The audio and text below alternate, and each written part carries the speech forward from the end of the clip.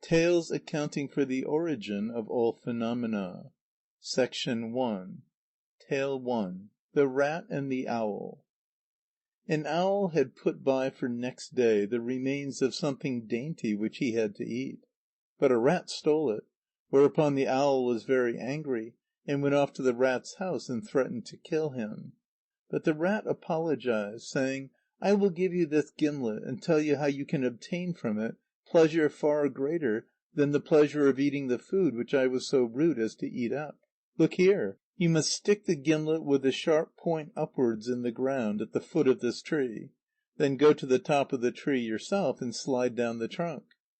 Then the rat went away, and the owl did as the rat had instructed him. But, sliding down on to the sharp gimlet, his anus was transfixed, and he suffered great pain, and, in his grief and rage, went off to kill the rat. But again the rat met him with apologies, and, as a peace offering, gave him a cap for his head. These events account for the thick cap of erect feathers which the owl wears to this day, and also for the enmity between the owl and the rat. Written down from memory. Told by Inashte, 25th November, 1886. Tale II. The Loves of the Thunder Gods. Two young thunder gods, sons of the chief thunder god, fell violently in love with the same Aino woman. Said one of them to the other in a joking way: "I will become a flea, so as to be able to hop into her bosom." Said the other: "I will become a louse, so as to be able to stay always in her bosom." "Are those your wishes?" cried their father, the chief thunder god. "You shall be taken at your word." And forthwith the one of them who had said he would become a flea was turned into a flea, while he who said he would become a louse was turned into a louse. Hence all the fleas and lice that exist at the present day. This accounts for the fact that, whenever there is a thunderstorm, fleas jump out of all sorts of places where there were none to be seen before. Written down from memory. Told by Ishanashte, 27th November, 1886. III. Why Dogs cannot Speak. Formerly dogs could speak. Now they cannot. The reason is that a dog, belonging to a certain man a long time ago, inveigled his master into the forest under the pretext of showing him game, and there caused him to be devoured by a bear. Then the dog went home to his master's widow, and lied to her, saying: "My master has been killed by a bear, but when he was dying, he commanded me to tell you to marry him in his stead." The widow knew that the dog was lying, but he kept on urging her to marry him. So at last, in her grief and rage, she threw a handful of dust into his open mouth. This made him unable to speak any more, and therefore no dogs can speak even to this very day. Written down from memory. Told by Ishanashte, 29th November, 1886. IV. Why the Cock cannot Fly. When the Creator had finished creating the world, and had returned to the sky, he sent down the cock to see whether the world was good or not, with orders to come back at once. But the world was so beautiful that the cock, unable to tear himself away, kept lingering on from day to day. At last, after a long time, he was on his way flying back up to the sky. But God, angry with him for his disobedience, stretched forth his hand and beat him down to earth, saying: "You are not wanted in the sky any more." That is why, to this very day, the cock cannot fly high. Written down from memory. Told by Penley, 18th July, 1886. V. The Origin of the Hare. Suddenly there was a large house on the top of a mountain, wherein were 6 people beautifully arrayed, but constantly quarrelling. Whence they came was unknown. Thereupon Okikurumi came, and said: "Oh, you bad hares, you wicked hares! Who does not know your origin? The children in the sky were pelting each other with snowballs, and the snowballs fell into the world of men. As it would be a pity to waste anything that falls from the sky, The snowballs were turned into hares, and those hares are you. You, who dwell in this world, which belongs to me, should not quarrel. What is it that you are making such a noise about?" With these words, Okikurumi seized a firebrand, and beat each of the six with it in turn. Thereupon all the hares ran away. This is the origin of the hare god, and for this reason the body of the hare is white, because made of snow, while its ears, which are the place where it was charred by the firebrand, are black. Translated literally. Told by Penri, 10th July, 1886. VI. The position of the private parts. At the beginning of the world, it had been the Creator's intention to place both men's and women's genitals on their foreheads, so that they might be able to procreate children easily. But the otter made a mistake in conveying the message to that effect, and that is how the genitals come to be in the inconvenient place they are now in. Written down from memory. Told by Ishanashte, 11th July, 1886. VII. The reason for there being no fixed time for human beings to copulate. Anciently the Creator summoned all the birds and beasts, the gods and devils together, in order to instruct them on the subject of copulation. So the birds and all the others of every sort assembled, and learnt from the Creator when to copulate and when to give birth to their young. Then the Creator said to the horse: "O thou divine ancestor of horses! It will be well for thee to copulate one spring, and to give birth to thy young in the spring of the following year. And thou mayest eat of any of the grass that may grow in any land."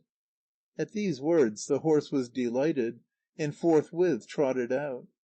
But as he rose, he kicked God in the forehead. So God was very angry, and pressed his hand to his head, so much did it hurt him.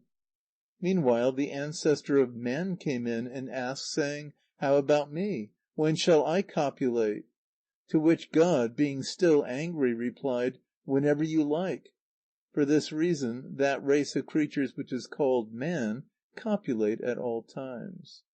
Translated literally. Told by Ishanashte, 12th July, 1886. VIII. The Owl and the Tortoise.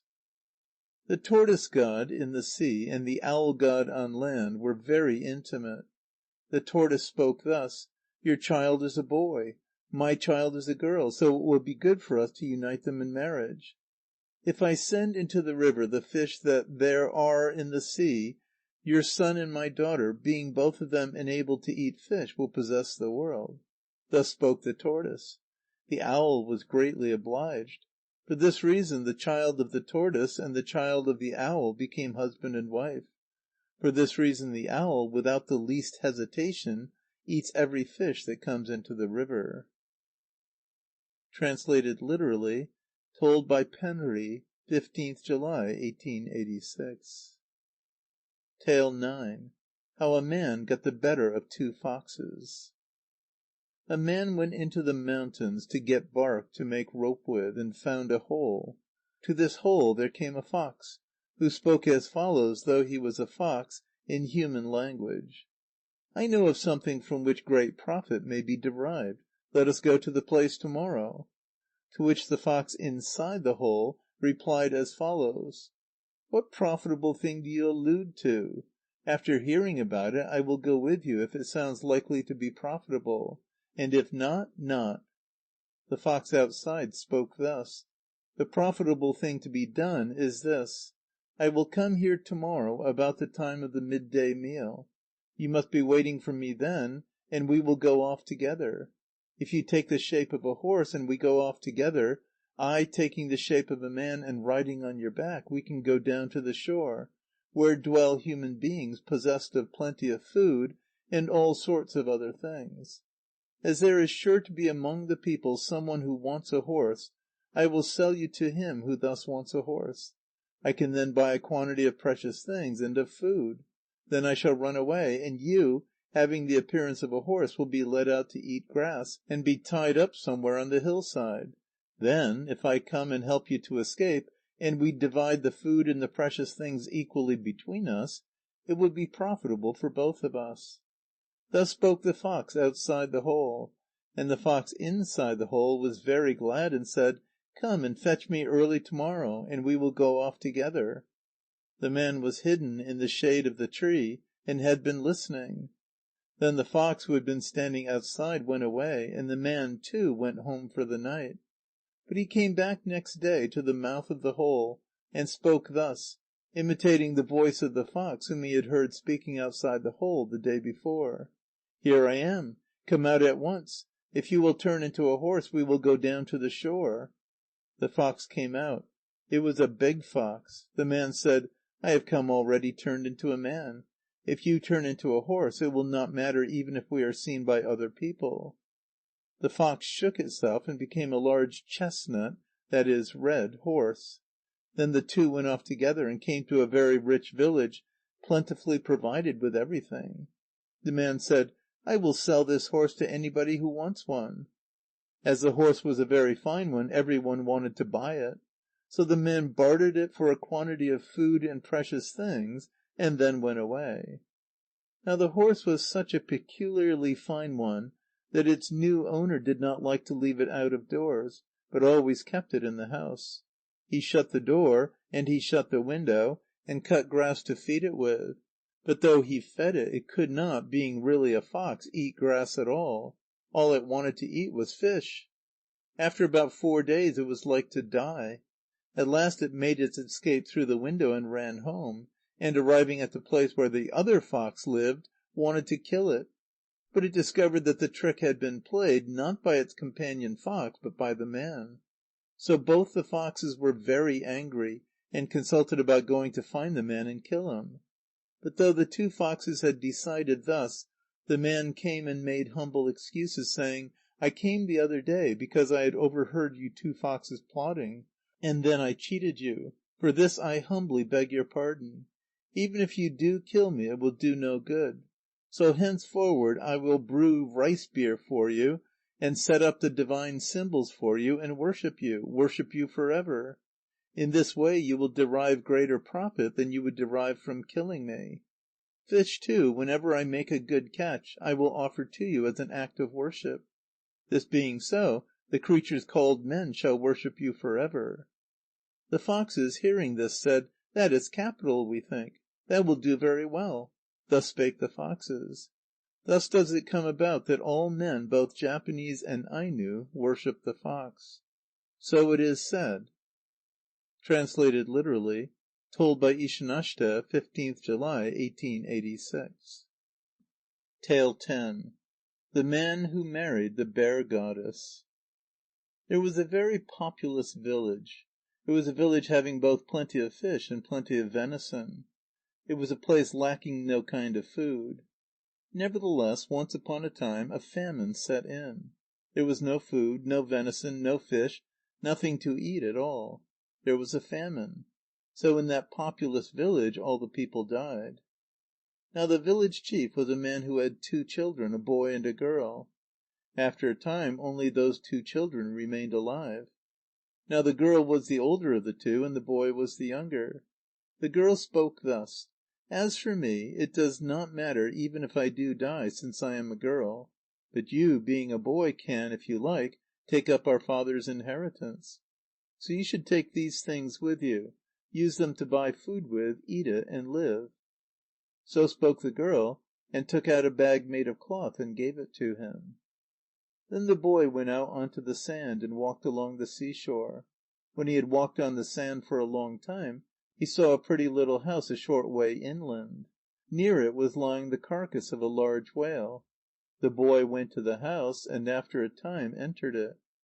On looking around, he saw a man of divine appearance. The man's wife, too, looked like a goddess, and was dressed altogether in black raiment. The man was dressed altogether in speckled raiment. The boy went in, and stood by the door. The man said to him: "Welcome to you, whencesoever you may have come." Afterward a lot of the whale's flesh was boiled, and the boy was feasted on it. But the woman never looked towards him. Then the boy went out and fetched his parcel, which he had left outside. He brought in the bag made of cloth which had been given to him by his sister, and opened its mouth. On taking out and looking at the things inside it, they were found to be very precious treasure.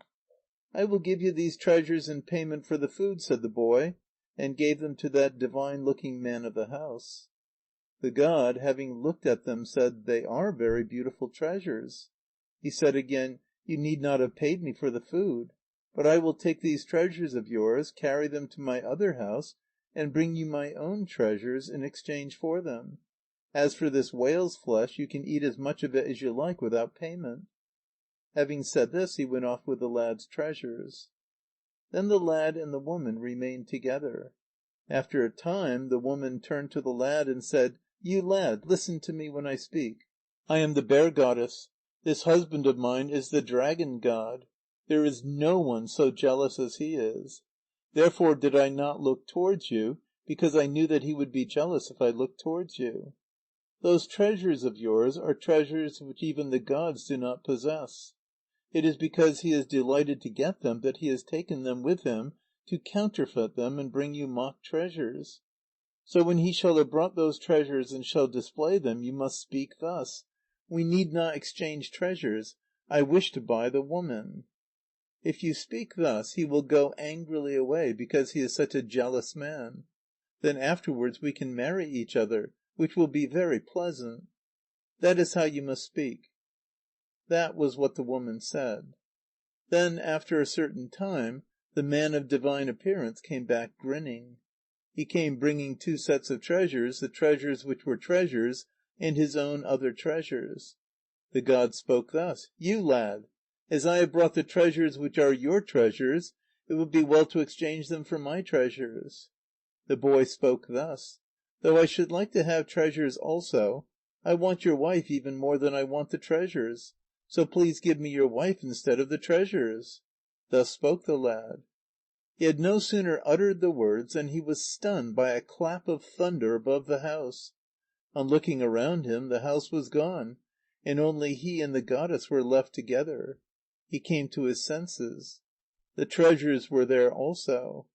Then the woman spoke thus: "What has happened is that my dragon husband has gone away in a rage, and has therefore made this noise, because you and I wish to be together. Now we can live together." Thus spoke the goddess. Afterwards they lived together. This is why the bear is a creature half like a human being. Translated literally. Told by Ishanashte, 9th November, 1886. End of Part I, Section 1. Recording by Expatriate in Bangor, Maine.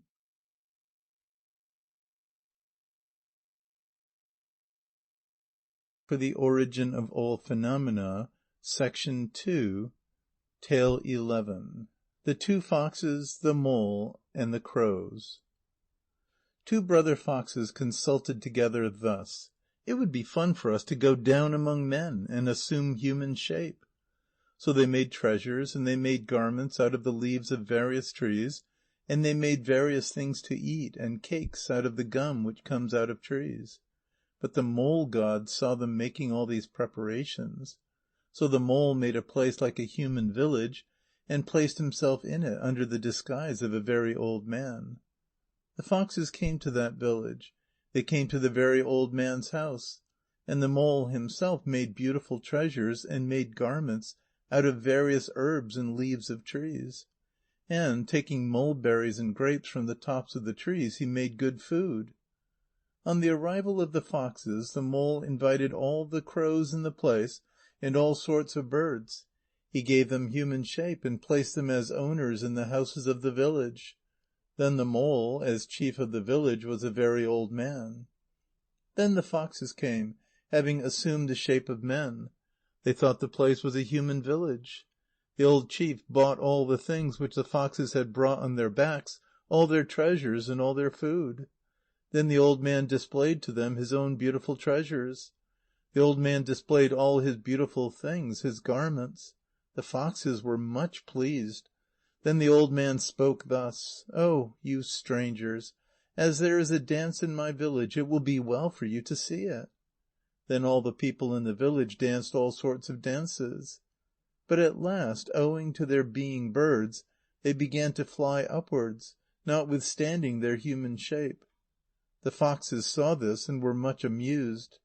The foxes ate both of the mulberries and of the grapes. They tasted very good. It was great fun, too, to see the dancing. Afterwards they went home. The foxes thought thus: what is nicer even than treasures is the delicious food which human beings have. As we do not know what it is, let us go again and buy some more of it. So they again made treasures out of herbs. Then they again went down to that village. The mole was in a golden house, a large house. He was alone in it, having sent all the crows and the rest away. As the foxes entered the house and looked about them, they saw a very venerable god. The god spoke thus: "Oh, you foxes, because you had assumed human shape, you made all sorts of counterfeit treasures. I saw all that you did. It is by me and because of this that you are brought here. You think this is a human village, but it is the village of me, your master the mole. It seems you constantly do all sorts of bad things. If you do so, it is very wrong. So do not assume human shape any more.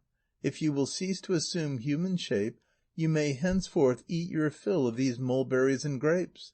You and your companion the crows may eat together of the mulberries and of all fruits at the top of the trees, which the crows cause to drop down. This will be much more profitable for you than to assume human shape." Thus spoke the mole. Owing to this, the foxes left off assuming human shape, and, from that time forward, ate as they pleased of the mulberries and the grapes. When the crows let any drop, they went underneath the trees and ate them. They became very friendly together. Translated literally. Told by Ishanashte, 11th November 1886. Tale 12. The Stolen Charm. A very rich man kept a puppy and a fox cub. Besides these, he possessed a tiny silver model of a ship, a charm given to him by some god, what god I know not. One day this charm was stolen, and could nowhere be found. The rich man was so violently grieved at this, that he lay down and refused all food, and was like to die. Meanwhile the puppy and the fox cub played about in his room. But when they saw, after some time, that the man was really going to die, the fox cub said to the puppy: "If our master dies, we shall die of hunger too, so we had better search for the charm." So they consulted as to the best way to search for it. And at last the fox cub was struck by the idea that the ogre who lived at the top of the large mountain that stands at the end of the world might have stolen the charm and put it into his box. The fox cub seemed to see that this had really happened. So the two little animals determined to go and rescue the charm from the ogre. But they knew that they could not accomplish this alone, and resolved to add the rat god to their number. So they invited the rat, and the three went off, dancing merrily. Now the ogre was always looking steadily in the direction of the sick rich man, hoping that he would die. So he did not notice the approach of the fox cub, the dog, and the rat. So when they reached the ogre's house, the rat, with the help of the fox cub, scooped out a passage under and into the house, by which all three made their way in. They then decided that it must be left to the rat to get hold of the charm by nibbling a hole in the box in which it is kept. Meanwhile the fox cub assumed the shape of a little boy, and the puppy that of a little girl, two beautiful little creatures who danced and went through all sorts of antics, much to the amusement of the ogre. The ogre was, however, suspicious as to how they had come into the house, and whence they had come, for the doors were not open. So he determined just to divert himself a while by watching their frolics, and then to kill them. Meanwhile the rat had nibbled a hole in the box. Then getting into it, he rescued the charm, and went out again through the passage in the ground. The little boy and girl disappeared too. How, the ogre could not tell. He made to pursue them through the door when he saw them fleeing. But on second thought, he came to the conclusion that having been once taken in by a fox, there was no use in further endeavours. so he did not follow the three animals as they fled away. They returned to the village, the puppy and the fox cub to their master's house, the rat to its own place. The puppy and the fox cub took home with them the charm, and placed it by their master's pillow, playing about near him, and pulling his clothes a little with their teeth. At length he lifted his head and saw the charm. Then he worshipped it with great joy and gratitude. Afterwards the fox cub and the puppy caused him to see in a dream how the charm had been recovered through the rat's assistance. So he worshipped the rat also. For this reason the Ainos do not think so very badly of the rat after all. The fox, too, though often pursued by dogs, will sometimes make friends with them. And even when a dog is pursuing a fox, it will not bite the latter if it turns its face towards the pursuer. Written down from memory. Told by Ishanashte, 21st November, 1886. Tale 13. The Fox, the Otter, and the Monkey. In very ancient days, at the beginning of the world, there were a fox, an otter, and a monkey, all three of whom lived on the most intimate terms of friendship. One day the fox spoke to the other two as follows: "What do you say to our going off somewhere and stealing food and treasures from the Japanese?" His two companions having consented, they all went together to a distant place, and stole a bag of beans, a bag of salt, and a mat from the house of a very rich man. When they had come home with their plunder, the fox said: "Otter, you had better take the salt, for it will be useful to you in salting the fish which you catch in the water when you go fishing. Monkey, do you take the mat. It will be very useful for you to make your children dance upon. As for myself, I will take the bag of beans." After this, all three retired to their respective houses, and a little later the otter went to the river to fish. But as he took his bag of salt with him when he made the plunge, all the salt was melted in a moment, to his great disappointment. The monkey was equally unlucky, for having taken his mat and spread it on the top of a tree, and made his children dance there, the children fell, and were dashed to pieces on the ground below. The monkey and the otter, enraged by the misfortunes which the fox's wiles had brought upon them, now joined together in order to fight the fox. So the latter took a lot of beans out of his bag, chewed them to a pulp, smeared all his body with the paste, and lay down pretending to be very ill. And when the otter and the monkey came and made to kill him, he said: "See to what a pitiful plight I am reduced. As a punishment for having deceived you, my whole body is now covered with boils, and I am on the point of death. There is no need for you to kill me. Go away. I am dying fast enough." The monkey looked, and saw that the fox seemed to be speaking the truth. So he went testily away across the sea to Japan. That is the reason why there are no monkeys in the land of the Ainos. Written down from memory. Told by Ishanashte, 11th July, 1886. Tale 14. The Fox and the Tiger. No. 1. Said the tiger to the fox: "Let us run a race from the top of the world to the bottom of the world, and he who wins it shall be lord of the world." The fox agreed, and off the tiger bounded, but without noticing that the fox had caught hold of his tail, so as to get pulled along by him. Just as the tiger was about to reach the other end, he suddenly whisked round in order to jeer at the fox, whom he believed to be far behind. But this motion exactly threw the fox safely on to the far end, so that he was able to call out to the astonished tiger: "Here I am. What are you so long about?" For this reason there are no tigers in Aino land. No. 2. Said the tiger to the fox: "You are said to be the craftiest of all creatures. Let us now enter into rivalry, and see which of us can roar the loudest, for to him shall belong the chieftainship of the world." The fox consented, and the two stood up alongside of each other. But as it was for the tiger to roar first, he remained standing up, and did not notice how the fox scraped a hole with his paws to hide his head in, so that his ears might not be stunned by the tiger's roaring. Well, the tiger roared a roar which he thought must be heard from the top of the world to the bottom of the world, and must certainly stun the fox. But the fox, as soon as he knew the tiger's roar to be at an end, jumped up out of the hole where he had been hiding his ears, and said: "Why, I hardly heard you. You can surely roar louder than that. You had better try again." The tiger was very angry at this, for he had expected that the fox would be stunned to death. However, he resolved to make another still more tremendous effort.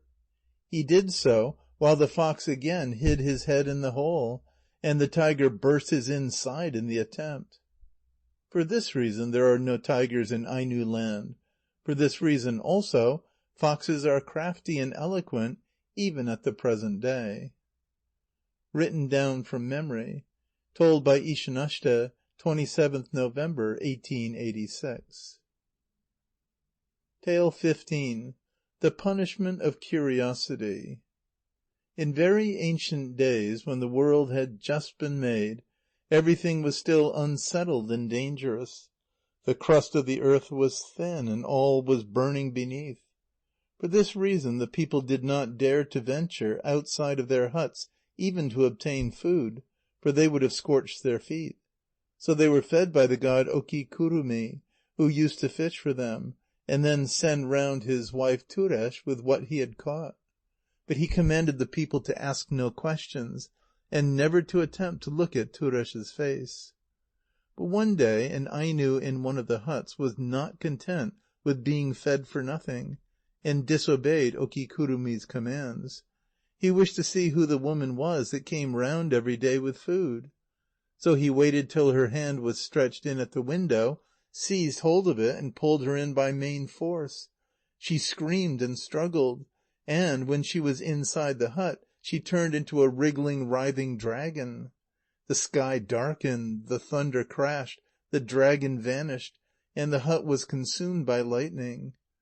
Okikurumi was very angry at what the man had done, so he left off feeding the people, and went away, none knew whither. That is why the Ainos have been poor and miserable ever since that time. Written down from memory. Told by Kuteashguru, July 1886. Tale 16. How it was settled who should rule the world. When the Creator had finished creating this world of men, the good and the bad gods were all mixed together promiscuously, and began disputing for the possession of the world. They disputed, the bad gods wanting to be at the head of the government of this world, and the good gods likewise wanting to be at the head. So the following arrangement was agreed to. Whoever at the time of sunrise should be the first to see the luminary should rule the world. If the bad gods should be the first to see it rise, then they should rule. And if the good gods should be the first, then they should rule. Thereupon both the bad gods and the brilliant gods looked towards the place where the luminary was to rise. But the fox god alone stood looking towards the west. After a little time, the fox cried out, "I see the sun rise." On the gods, both bad and good, turning round and gazing, they saw in truth the refulgence of the luminary in the west. This is the cause for which the brilliant gods rule the world. Translated literally. Told by Ishanashte, 10th July, 1886. Tale 17. The Man Who Lost His Wife.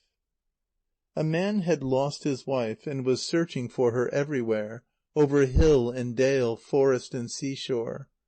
At last he came to a wide plain on which stood an oak tree. Going up to it, he found it to be not so much an oak tree as a house, in which dwelt a kind-looking old man. Said the old man, "I am the god of the oak tree. I know of your loss, and have seen your faithful search. Rest here awhile, and refresh yourself by eating and smoking. After that, if you hope to find your wife again, you must obey my orders, which are as follows. Take this golden horse, get on his back, fly up on him to the sky, and when you get there, ride about the streets, constantly singing." So the man mounted the horse, which was of pure gold. The saddle and all the trappings were of gold also. As soon as he was in the saddle, the horse flew up to the sky. There the man found a world like ours, but more beautiful. There was an immense city in it, and up and down the streets of that city, day after day, he rode, singing all the while. Every one in the sky stared at him, and all the people put their hands to their noses, saying, "How that creature from the lower world stinks!" At last the stench became so intolerable to them that the chief god of the sky came and told him that he should be made to find his wife, if only he would go away. Thereupon the man flew back to earth on his golden horse. Alighting at the foot of the oak tree, he said to the oak god, "Here am I. I did as you bade me. But I did not find my wife." "Wait a moment," said the oak god. "You do not know what a tumult has been caused by your visit to the sky, neither have I yet told you that it was a demon who stole your wife. This demon, looking up from hell below, was so much astonished to see and hear you riding up and down the streets of heaven singing, that his gaze is still fixed in that direction. I will profit hereby to go round quietly, while his attention is absorbed, and let your wife out of the box in which he keeps her shut up." The oak god did as he had promised. He brought back the woman, and handed over both her and the gold horse to the man, saying, "Do not use this horse to make any more journeys to the sky. Stay on earth and breed from it." The couple obeyed his commands, and became very rich. The gold horse gave birth to 2 horses, and these 2 bred likewise, till at last horses filled all the land of the Ainos. Written down from memory. Told by Ishanashte, 21st July, 1886. XVIII. The First Appearance of the Horse in Aino land. A very beautiful woman had a husband. He was a very skilful fellow. Once he went to the mountains and disappeared, but at night he returned, bearing a deer on his back. After feasting on the deer, they went to bed. But in the middle of the night the woman wept and screamed, saying, "This man is not my husband. Though with shame I will declare the fact as it is. His penis is so big, so big, so big, that it will not get into my vagina, and if it did get in, I should die." Alarmed by her cries, the neighbours ran out and came into her house, and one strong fellow took a stick and beat the husband, saying, "You must be some sort of devil," whereupon the husband turned into a horse and ran away neighing. Afterwards he was beaten to death. The truth was that the husband had been killed and supplanted by the horse. That was the first the Ainos saw of horses. In ancient days every sort of creature could thus assume human shape. So it is said. Translated literally. Told by Penri, 12th July, 1886. XIX. Sunrise. When the sun rises at the head of the world, i.e. in the east, a devil tries to swallow it. But some one thrusts 2 or 3 crows or foxes into the devil's mouth. Meanwhile the sun mounts on high. The creatures, than which there are none more numerous in this world, are the crows and the foxes. That is why things are thus. In return for this service of theirs, the crows and foxes share in all man's eatables. It is because of the above fact. Translated literally. Told by Penri, 13th July, 1886. XX. The Sex of the 2 Luminaries. Formerly it was the female luminary that came out at night, but she was so greatly shocked at the immoralities which she saw going on out of doors among the grass, that she exchanged with the male luminary, who, being a man, did not care so much. So now the sun is a female deity, and the moon is a male deity. But surely the sun must be often shocked at what she sees going on even in the daytime, when the young people are in the open among the grass. Written down from memory. Told by Ishanashte, November, 1886. End of Part I, Section 2. Recording by Expatriate in Bangor, Maine.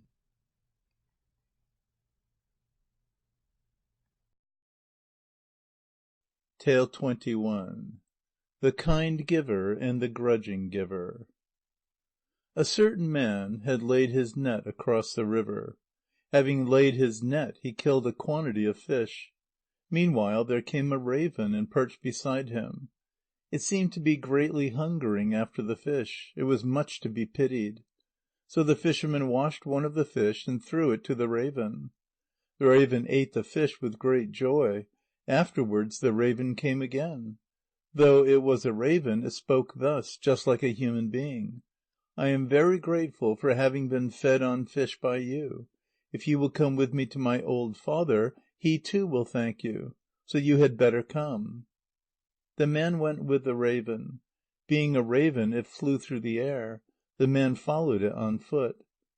After they had gone a long way, they came to a large house. When they got there, the raven went into the house. The man went in also. When he looked, it appeared like a human being in form, though it was a raven. There were also a divine old man and a divine old woman, besides the divine girl. This girl was she who had led the man hither. The divine old man spoke thus: "I am very grateful to you. As I am very grateful to you for feeding my daughter with good fish, I have had you brought here in order to reward you." Thus spoke the divine old man. Then there were a gold puppy and a silver puppy. Both these puppies were given to the man. The divine old man spoke thus: "Though I should give you treasures, it would be useless. But if I give you these puppies, you will be greatly benefited.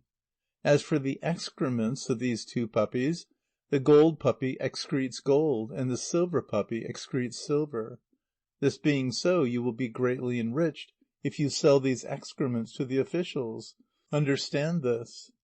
Then the man, with respectful salutations, went away, carrying with him the two puppies, and came to his own house. Then he gave the puppies a little food at a time. When the gold puppy excreted, it excreted gold for him. When the silver puppy excreted, it excreted silver for him. The man greatly enriched himself by selling the metal. Thereupon another man, for the sake of imitation, set his net in the river. He killed a quantity of fish. Then the raven came.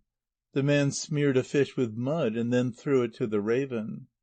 The raven flew away with it.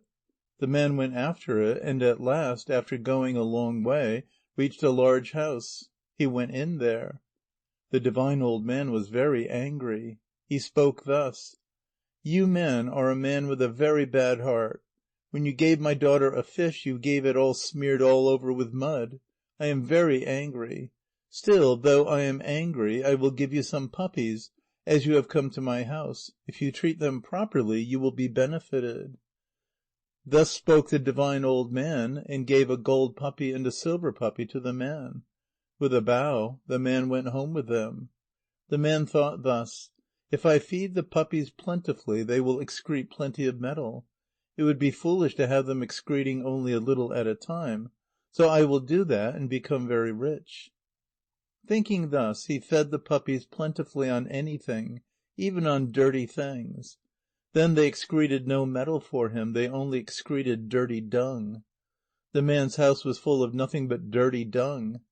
As for the former man, who had received puppies from the divine old man, he fed his on nothing but good food, a little at a time. Gradually they excreted metal for him. He was greatly enriched. Thus in ancient times, with regard to men who wished to grow rich, they could grow rich if their hearts were as good as possible. As for bad-hearted men, the gods became angry at all their various misdeeds. It was for this reason that, on account of their anger, even a gold puppy excreted nothing but dung. As for the house of that bad-hearted man, it grew so full of dung as to be too dirty for other people to enter. This being so, O men, do not be bad-hearted. That is the story which I have heard. Translated literally. Told by Ishanashte, 20th July, 1886. 22. The Man Who Was Changed into a Fox. A certain man's conduct was as follows. He went to every place, making it his business to do nothing but tell lies and extort things from people. Then, after a time, when wanting to extort again, he went on to another place. While walking along, he used to think of what lies he could tell. Afterwards he heard a voice. It was not human language. He walked saying, "Pow! Pow!" Note: an onomatopoeia for the bark of the fox. When he looked at his own body, it was a fox's. Then he thought that whether he might return to his own village or go to another place, the dogs would kill him. So with tears he went away from the road into the mountains. There he found a large leafy oak tree. He lay down crying beneath it. Then he fell asleep. He dreamt that there was a large house. He was outside of that house. A divine woman came out of it and spoke thus: "Oh, what a bad man! What a villain! You have become a bad god, a devil, as a divine punishment for your misdeeds. Being thus made into a devil, why do you come and stand near my house? I should like to leave you alone, but as I am this tree, which is made the chief of trees by heaven, and as it would defile me to have you die beside my house, I will turn you into a man again, and send you home. Do not misbehave yourself henceforth." Thus spoke the divine woman.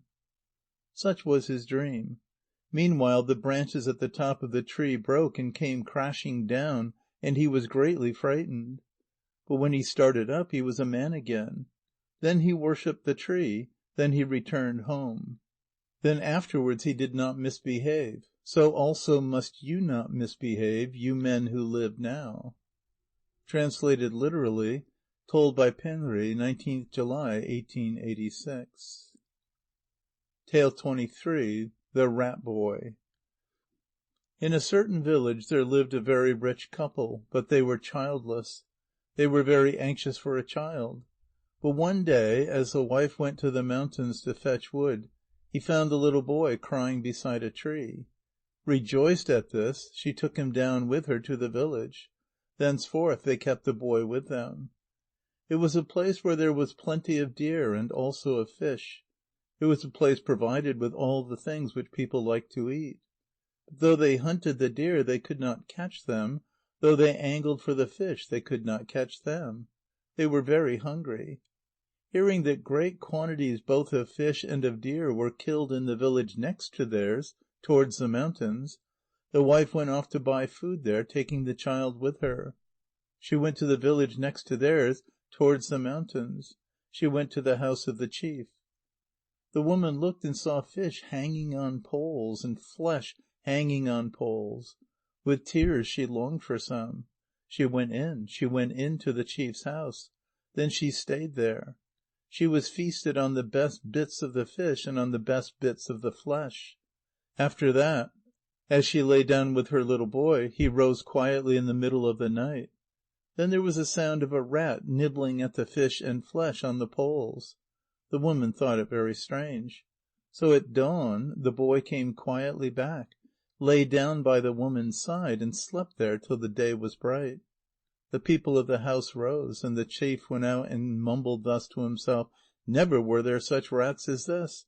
There have been rats nibbling my good fish and my good flesh." So the woman bought a quantity of fish and flesh, and went off with it. She wanted the little boy to walk in front of her, but he disliked to do so. He would only walk after her. Then there was the sound of a rat nibbling at her load. When she looked back, the little boy was grinning. So they went on. They went home. Then she put both the fish and the flesh into the storehouse. Then she whispered to her husband. Then her husband went into the next room and made a trap. Then the trap was set in the storehouse. Then they went to bed. The little boy lay between the woman and her husband. But after a while, he quietly rose and went out. He stayed away, without coming back. Daylight came. On the man of the house going into the storehouse, there was a large rat in the trap. So he brought it down, beat it to death, and swept it on to the dust heap. That night he had a dream. A person of divine aspect spoke to him thus: "You were childless and wanting to have a child. The most wicked of the rats, seeing this, took the shape of a little boy and dwelt in your house. For this reason your village has been polluted. But as you have now killed the rat, all will now be right. I am sorry for you, so you shall have a child." Thus did he dream that the god spoke to him. As it was true, they got a child, though they had been childless. For this reason, whether it be on the shore, or in the mountains, or anywhere else that one finds either a child or a puppy, one should not let it dwell in one's house without knowing its origin. Translated literally. Told by Penri, 20th July, 1886. 24. Don't throw useful things away. A certain man had a little boy. A divine little boy and a divine little girl used to come and play with him every day. But the little boy alone could see them. His parents could not see them, but believed their child to be alone. Now one day he fell ill, and during his illness his two playmates did not come to see him. Only at the very last did they come, when he seemed to be on the point of death. Then they came, and the little girl said: "We know the cause of your illness. Your grandfather possessed a beautiful axe. I myself am a small tray which he fashioned with that axe, and the little boy who comes with me is a pestle which was also fashioned with it. So the axe was our chieftain, and we are its children. But your father has been bad. He has thrown away the axe, which is now rusting under the floor. For this reason are you ill, in order to punish your father, because our chieftain the axe is angry. Therefore, as we were your playmates, we have come to warn you that if you wish to live, you must tell your father to search for the axe, to polish it, to make a new handle for it, and to set up the divine symbols in its honour. Then may you be cured, and the axe too will pay you a visit in human shape." So the boy told his father of this. The father thought that his son had been instructed in a dream. He searched under the floor of the house, and found the axe, and polished it, and made a new handle for it, and set up the divine symbols in its honour. Then his son was immediately healed. After that, the axe, who appeared as a very handsome man, the tray and the pestle all came, and became the little boy's brothers and sisters. The axe, being a god, knew all that went on, and the causes of everything. And it and the tray and the pestle used always to tell the boy everything. Thus, if any one was sick, he knew why the sickness had come, and how it should be treated. He was looked upon as a great soothsayer and wizard, who could turn death into life. This was because other people only saw him. They did not see his divine informants, the axe, the tray, and the pestle. For this reason never throw away anything that has belonged to your ancestors. You will be punished by the gods if you do so.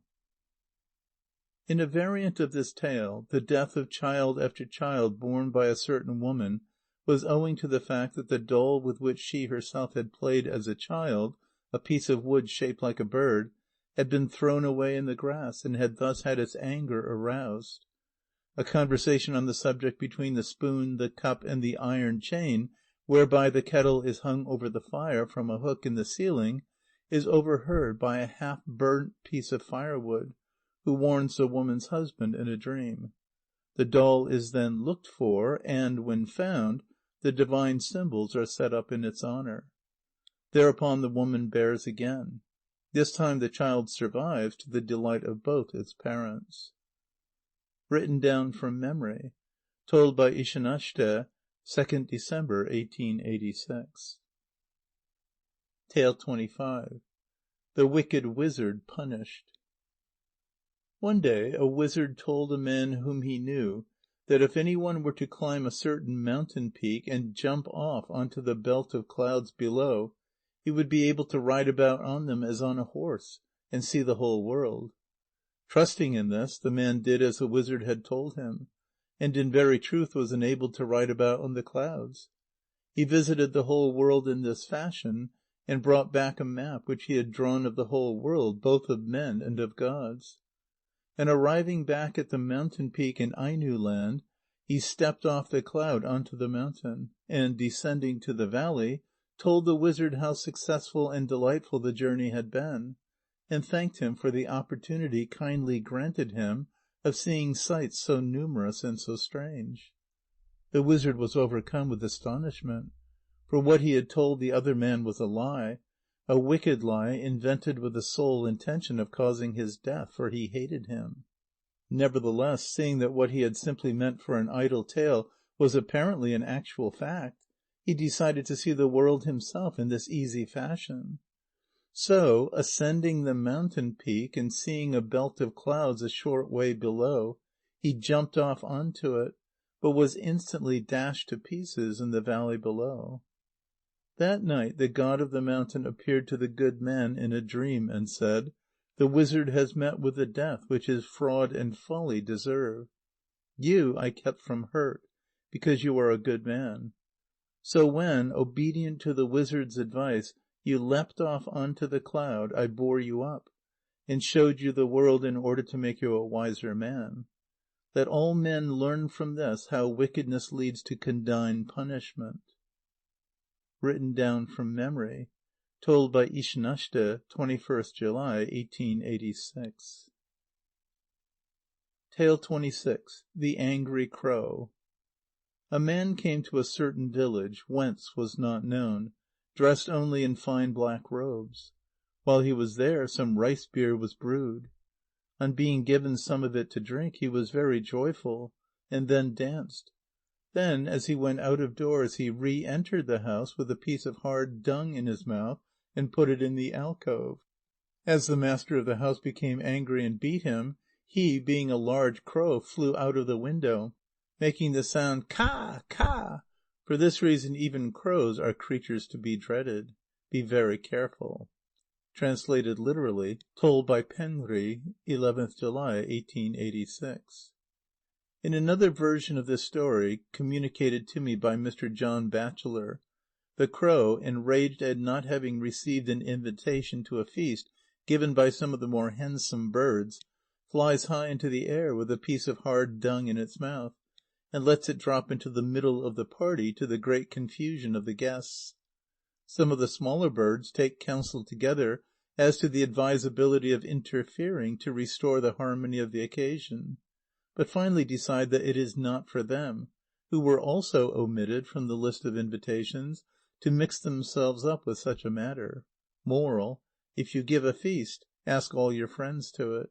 If any are left out, they are sure to feel hurt. Tale 27. Okikurumi, Samayunguru, and the Shark.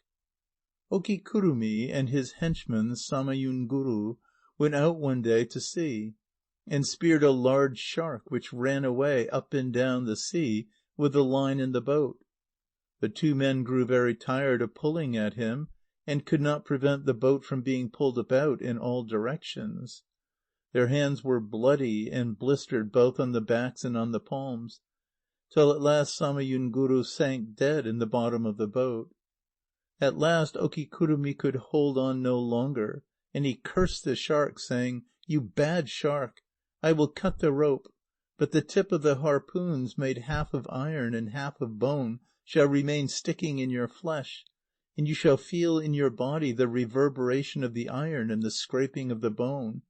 And on your skin shall grow the rasupa tree, and the shiuri tree, of which the spear handle is made, and the high grass by which the tip of the harpoon is tied to the body of it, and the nipesh tree, of which the rope tying the harpoon itself is made, so that, though you are such a mighty fish, you shall not be able to swim in the water. And you shall die, and at last be washed ashore at the river mouth of Saru. And even the carrier crows and the dogs and foxes will not eat you, but will only void their fæces upon you, and you shall at last rot away to earth." The shark laughed, thinking this was merely a human being telling a falsehood. Okikurumi cut the rope, and, after a long time, managed to reach the land. Then he revived Samayunguru, who had been dead.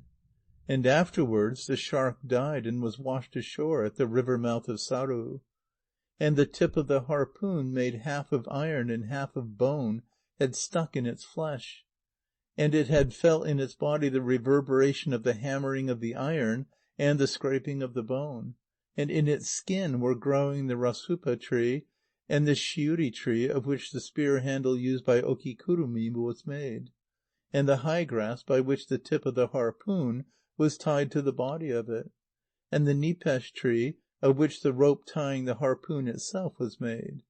and even the carrion crows and the dogs and foxes would not eat the bad shark, but only voided their fœces upon him, and at last he rotted away to earth. Therefore take warning, O sharks of the present day, lest you die as this shark died. Written down from memory. Told by Ishanashte, 24th November, 1886. End of Part 2, recording by Expatriate in Bangor, Maine.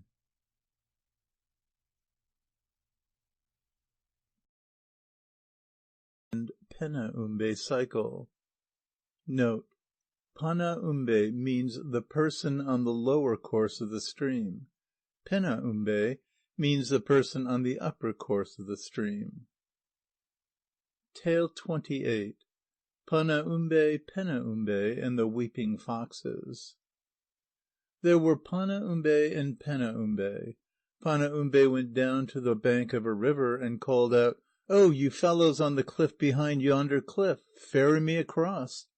They replied, "We must first scoop out a boat. Wait for us."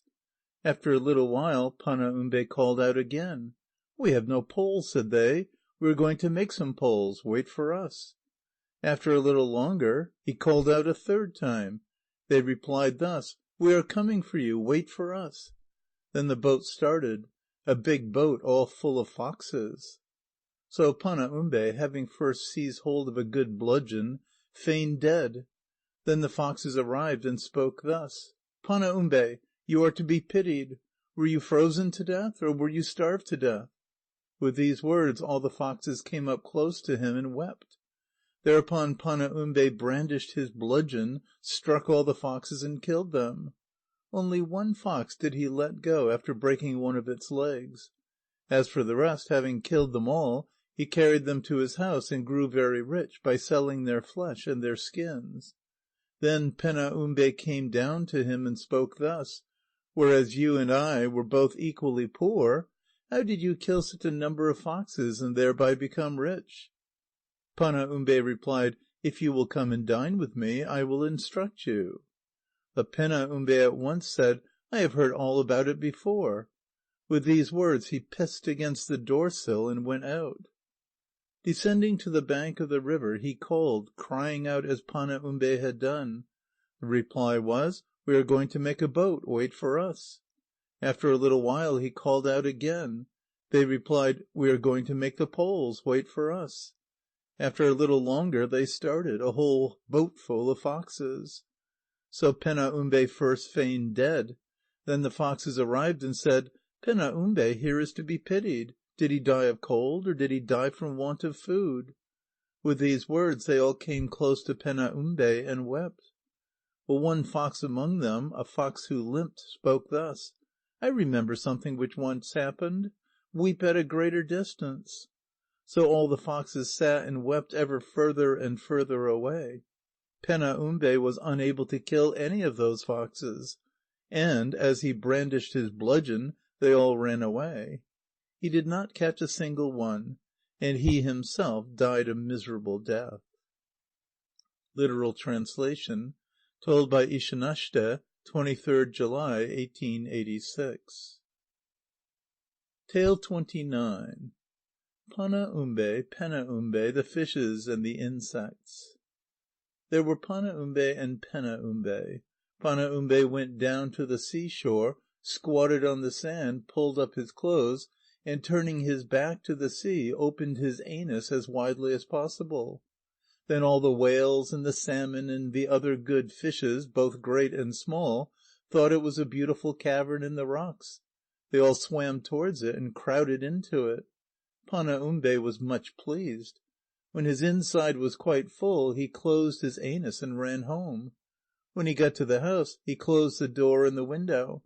Then he opened his anus again, and let out all the whales and the salmon and the other good fishes, both great and small, so that the whole house was full of them. They could not swim away, because the door and window were shut. So Panaumb caught them all. Some he ate, and some he sold. So he became a very rich man. Then Panaumb came down and spoke thus: "You were poor before. Now you are very rich. How have you managed to get so rich?" Panaumbe said: "Come and dine with me. I can instruct you while we are eating." So when Panaumbe had told Penaumbe how he had become rich, Penaumbe said: "I knew that before." With these words he pissed against the threshold, and went out, down to the sea shore. Then he did as Panaumbe had told him, and opened his anus as wide as possible towards the sea. Then he felt all the whales and salmon and the other fishes, both great and small, crowding in. When his inside was quite full, he closed his anus and ran home very quickly. When he got to the house, he closed the door and the window, and stopped up even the smallest chinks. Then he opened his anus again, and let out all the whales and salmon and the other good fishes, both great and small, so that the whole house was full of them.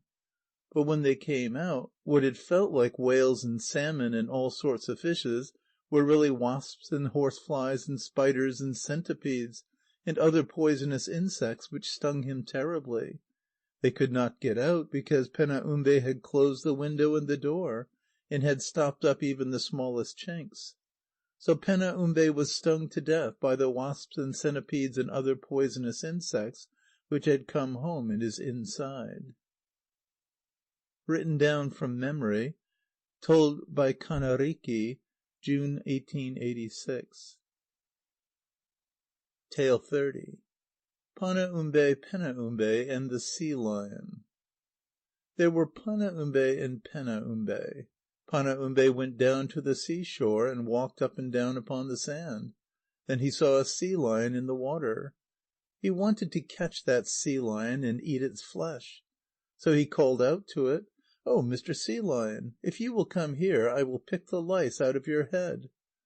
The sea lion was very glad to have the lice picked out of its head. So it swam to him. Then he pretended to pick the lice out of its head. But in reality he picked the flesh off its head, and the fat, and ate it. Then he said: "All the lice are picked off. You may go." After the sea lion had swum a short way, it put its paw up to its head, in order to see whether the lice had really all been taken off. Then it felt that its flesh and fat were all gone, and that only the bones remained. So it was very angry, and swam back quickly towards the shore, to catch Panaumbe and kill him. Panaumbe, when he saw the sea lion pursuing him, ran inland towards the mountains. After running some time, he reached a place where the path divided. An old crow was perching on a tree there, and said: "Right or left? Right or left? I see a clever man." The road to the right was broad, and the road to the left was narrow, because it was in a valley which ended in a point.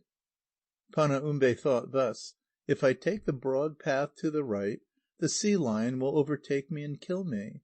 But if I take the narrow path to the left, he will run so fast that he will get stuck at the end of the narrow valley, and I, being small, can slip out between his legs, and beat in his head from behind and kill him." So Panaumbe ran along the narrow path to the left, and the sea lion pursued him. But the sea lion ran so heedlessly and quickly that it got stuck at the end of the narrow valley. Then Panaumbe slipped out between the sea lion's legs, and beat in his head from behind and killed him, and took home his flesh and his skin. Then Panaumbe became very rich. Afterwards Penaumbe came down to him and said: "You and I were both poor. How is it that you are now so rich?" Panaumbe said: "If you will come and dine with me, I will instruct you." So they went together to Panaumbe's house, where Panaumbe's mother and his wife and children were eating the flesh of the sea lion. But Penaumbe, when he had heard what Panaumbe had done, said: "I knew that before." Then he stepped in the dishes set before Panaumbe's mother and wife and children, and spilt their food. Then he pissed on the threshold, and went away. Penaumbe went down to the sea shore, and saw a sea lion, as Panaumbe had done. He called out to the sea lion: "Oh, Mr. Sea Lion, if you will come here, I will pick the lice out of your head." So the sea lion swam to him. Then Penaumbe pretended to pick the lice out of its head. But in reality he picked the flesh and the fat off its head, and left nothing but the bones. The sea lion felt a little pain, but thought that it was owing to the lice being picked out. So when Penaumbe had finished picking and eating the flesh off its head, it swam away. But afterwards, feeling the pain more sharply, the sea lion put its paw up to its head, and found that nothing but bone was left. So it was very angry, and swam back quickly towards the shore to catch Penaumbe and kill him. Penaumbe, when he saw the sea lion pursuing him, ran inland towards the mountains. After running some time, he reached the place where the path divided. The old crow, which was perching on the tree, said: "Left or right? Left or right? I see a fool." Penaumbe took the broad road to the right, in order to be able to run more easily. But the sea lion ran more quickly than he could, and caught him and ate him up. Then Penaumbe died. But if he had listened to advice, he might have become a rich man like Panaumbe. Written down from memory. Told by Kannariki, June 1886. 31. Panaumbe, Penaumbe, and the Lord of Matomai. Panaumbe wanted very much to become rich. For this reason he stretched his penis across to the town of Matomai. Then the Lord of Matomai spoke thus: "This is a pole sent by the gods, so it will be well to dry all the clothes upon it." So all the clothes and beautiful garments were dried. After a time, Panaumbe drew back his penis, and all those clothes and beautiful garments came sticking to it. His house was greatly benefited. He became a very rich man. Afterwards, Penaumbe came down and said: "My dear Panaumbe, what have you done to become so rich?" Panaumbe said: "Come and eat, and I will tell you." Afterwards Penaumbe said: "This is the thing I intended to do. Abominable Panaumbe, bad Panaumbe, you have forestalled me." With these words he pissed on the threshold and went out. Then he went down to the sea shore, and stretched his penis across the sea to Matomai. The Lord of Matomai said: "This is a pole sent by the gods. It will be well to dry all the clothes and beautiful garments upon it." For this reason all the clothes and beautiful garments were brought down, and put upon the divine pole. Penaumbe wanted to become rich quickly by drawing back his penis. So he drew it back quickly. The divine pole moved, and the Lord of Matomai spoke thus: "It happened thus before. There was a pole sent by the gods. For this reason the clothes and beautiful garments were dried upon it. Then a thief stole the divine pole away. We all became poor. Now again our clothes and beautiful garments have been placed upon a pole. Now there seems to be a thief again. Quickly, cut the divine pole." For that reason the servants of the Lord all drew their swords. They cut the divine pole, and all the clothes and beautiful garments were taken. Penaumbe was left with only half a penis. He drew it in. Then he had nothing. Then he became very poor. If Penaumbe had listened to Panaumbe's advice, he might have had food to eat, he might have become rich. But he did not like to listen to advice. For this reason he became poor. Translated literally. Original communicated by Mr. John Batchelor, June 1886. Also printed in Ainu Memoir, page 133, but with the indecent expressions softened down. 32. Drinking the Sea Dry. There was the chief of the mouth of the river, and the chief of the upper current of the river. The former was very vainglorious, and therefore wished to put the latter to shame, or to kill him by engaging him in the attempt to perform something impossible. So he sent for him and said: "The sea may be a useful thing in so far as it is the original home of the fish which come up the river. But it is very destructive in stormy weather, when it beats wildly upon the beach. Do you now drink it dry, so that there may be rivers in dry land only. If you cannot do so, then forfeit all your possessions." The other, greatly to the vainglorious man's surprise, said: "I accept the challenge." So on their going down together to the beach, the chief of the upper current of the river took a cup and scooped up a little of the sea water with it, drank a few drops, and said: "In the sea water itself there is no harm. It is some of the rivers flowing into it that are poisonous. Do you, therefore, first close the mouths of all the rivers both in Aino land and in Japan, and prevent them from flowing into the sea, and then I will undertake to drink the sea dry." Hereupon the chief of the mouth of the river felt ashamed, acknowledged his error, and gave all his treasures to his rival. Written down from memory. Told by Ishanashte, 18th November, 1886. End of Part 3. Recording by Expatriate in Bangor, Maine.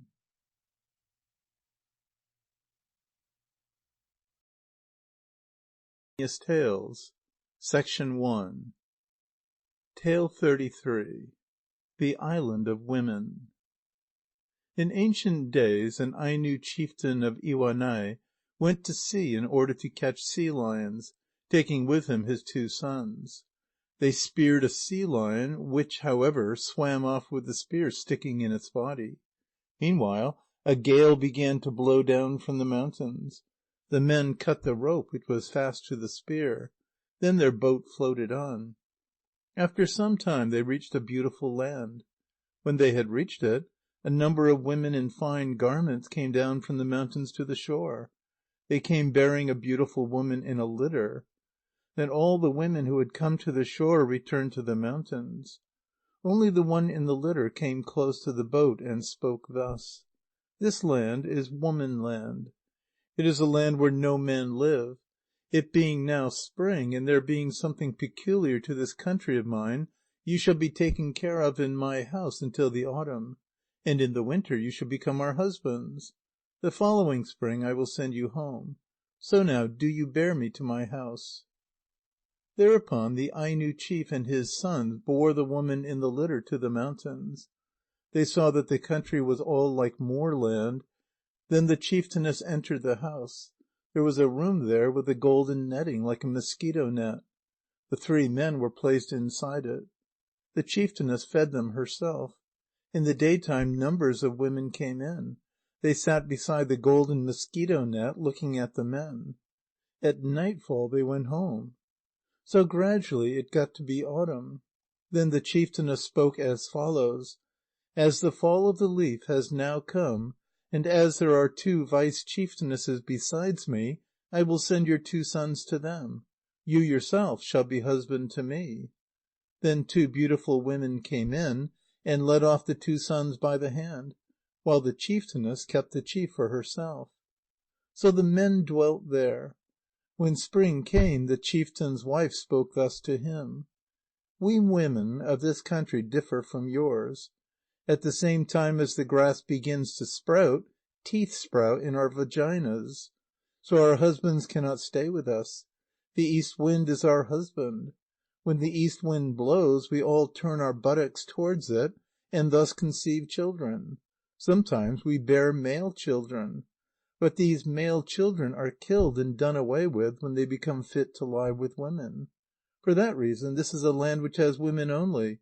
It is called woman land.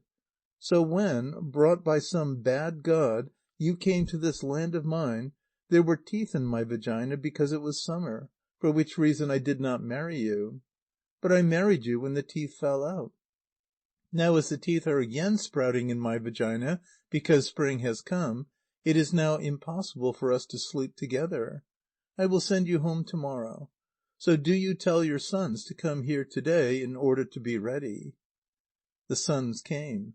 The chieftainess stayed in the house. Then with tears streaming down her face, she spoke thus: "Though it is dangerous, to-night is our last night. Let us sleep together." Then the man, being much frightened, took a beautiful scabbard and a bag in his bosom, and lay with the woman with this scabbard. The mark of the teeth remained on the scabbard. The next day dawned. Then the man went to his boat, taking his sons with him. The chieftainess wept and spoke thus: "As a fair wind is blowing away from my country, you, if you set sail and sail straight ahead, will be able to reach your home at Iwanai." So then the men entered their boat and went out to sea. A fair wind was blowing down from the mountains, and they went along under sail. After a time they saw land. They saw the mountains about Iwanai. Going on for a time, they came to the shore of Iwanai. Their wives were wearing widows' caps. so their husbands embraced them. So the story of Womanland was listened to carefully. All the Ainos saw the beautiful scabbard which the chief had used with that woman. Translated literally. Told by Penri, 17th July, 1886. XXXIV. The Worship of the Salmon, the Divine Fish. A certain Aino went out in a boat to catch fish in the sea. While he was there, a great wind arose, so that he drifted about for 6 nights. Just as he was like to die, land came in sight. Being borne on to the beach by the waves, he quietly stepped ashore, where he found a pleasant rivulet. Having walked up the bank of this rivulet for some distance, he saw a populous place. Near the place were crowds of people, both men and women. Going on to it, and entering the house of the chief, he found an old man of very divine aspect. That old man said to him: "Stay with us a night, and we will send you home to your country to morrow. Do you consent?" So the Aino spent the night with the old chief.